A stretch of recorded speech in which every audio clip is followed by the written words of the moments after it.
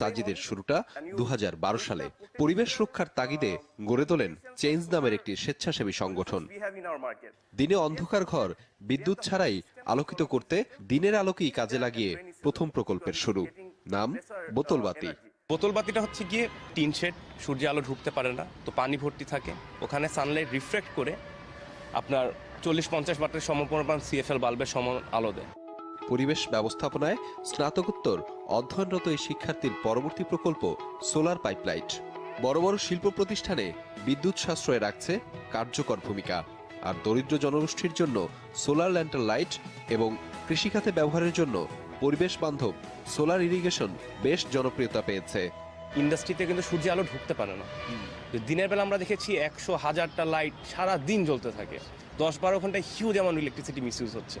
তখন আমরা একটা স্কাইলাইট তৈরি করি, যেটা 22 ইঞ্চি ডায়ামিটার রিফ্লেকটিভ পাইপ, তো সূর্যের আলো আসে, প্রতিসরিত হয়ে আপনার ডিফিউজ হয়ে যাচ্ছে। তবে এবারের স্বীকৃতিটা অন্য মাত্রার, একটু বেশি সম্মানের। রাজকীয় অতিথি হিসেবে আগামী জুনে যাচ্ছেন যুক্তরাজ্যে। কমনওয়েলথভুক্ত অন্যান্য দেশের 60 তরুণের সাথে রানী দ্বিতীয় এলিজাবেথের হাত থেকে নেবেন পদ। রানীর কাছ থেকে যেই স্বীকৃতিটা হয়তোবা কিছু কাজ করেছি দেখেই পেতে যাচ্ছি, এবং এটা হয়তোবা আমাকে পরবর্তীতে কাজগুলো এক্সপানশন করতে অনেক হেল্প করবে। সরকারি পৃষ্ঠপোষকতায় প্রকল্পগুলো প্রান্তিক মানুষ সহযোগিতা পেলে, প্রপার গাইডেন্সটা পেলে আমরা দেশে হিউজ একটা ইম্প্যাক্ট তৈরি করতে পারবো। আমরা এই কাজটাকে দেশ থেকে আরেকটি দেশে আমরা পৌঁছে দিতে পারবো। এই অগ্রযাত্রায় সারথি ছিল তার শিক্ষক, বন্ধুসহ অসংখ্য স্বেচ্ছাসেবী। সাজিদের মতে সকলের এমন যুথবদ্ধ প্রয়াসই এগিয়ে যাবে আগামীর বাংলাদেশ।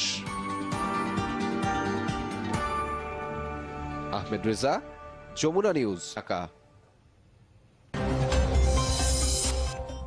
চট্টগ্রামে আন্তঃসীমান্ত সম্মেলনে বাংলাদেশ ও